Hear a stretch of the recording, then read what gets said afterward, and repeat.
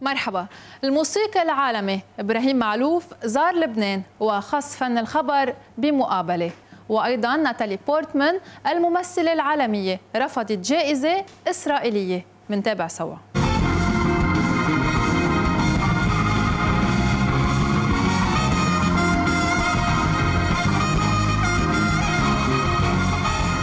Après tous ces prestigieux prix, qu'est-ce que ça te fait de recevoir un prix, un prix d'honneur au Liban? Ça me touche beaucoup parce que j'ai l'impression qu'une grande partie des choses que je fais dans la musique, dans l'éducation, dans le discours que j'essaie d'avoir par rapport à mon travail, c'est une manière aussi de... Même si ce n'est pas mon objectif principal, mais c'est une manière aussi pour moi de représenter le Liban à travers les pays où je vais. Et ma famille, ou mon entourage, ou mes connaissances, ou le métier qui m'entoure sont reconnaissants de ce travail-là. Ça me touche évidemment beaucoup. Les Libanais t'ont vu d'ailleurs à Baalbek l'année dernière. Depuis ce grand concert qui a eu lieu, est-ce que tu as de nouveaux projets? Le documentaire va certainement voir le jour l'année prochaine.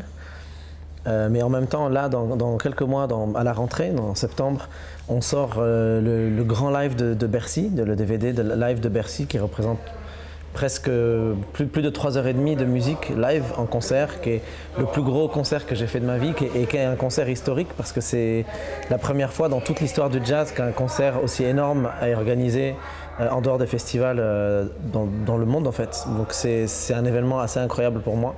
Et il y a un concert cet été au Liban, je ne peux pas en dire encore beaucoup, mais voilà, je suis très content de revenir jouer cet été au Liban.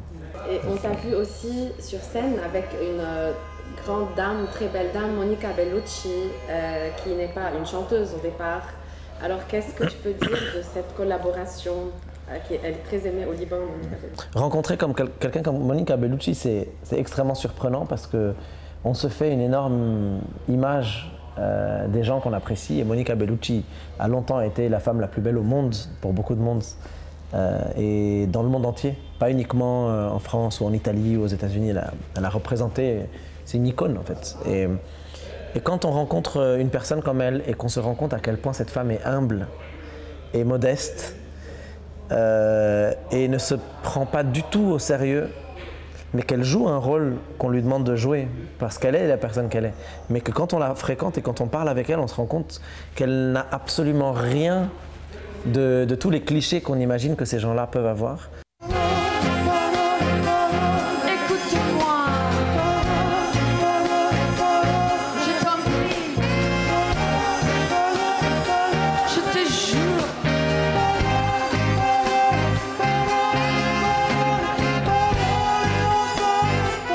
من ناحية أخرى قالت الممثلة الحائزة على جائزة أوسكار ناتالي بورتمان أنها فضلت عدم حضور حفل في فلسطين المحتلة كانت ستتسلم خلاله جائزة ب1,000,000 $، لأنها لا تريد أن تبدو كما لو كانت تدعم رئيس الوزراء الإسرائيلي بنيامين نتنياهو الذي كان سيلقي كلمة خلال الحفل.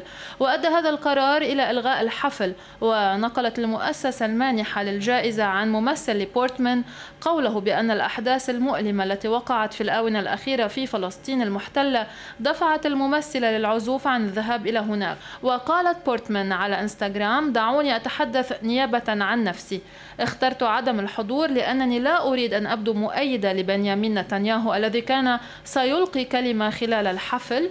وأضافت: مثل الكثير من الإسرائيليين واليهود حول العالم يمكنني انتقاد القيادة في فلسطين المحتلة دون أن أريد مقاطعة الأمة بأكملها.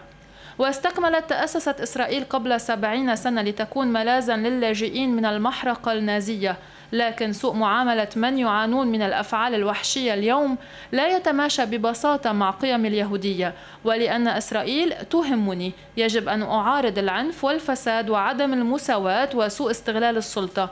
نذكر بأن ناتالي بورتمان ولدت في القدس وانتقلت إلى الولايات المتحدة في سن الثالثة، وحصلت على جائزة الأوسكار كأفضل ممثلة عام 2010 عن دورها في فيلم بلاك سوان أو البجعة السوداء. هيدا كان كل شيء بالنسبة لنشرة فن الخبر.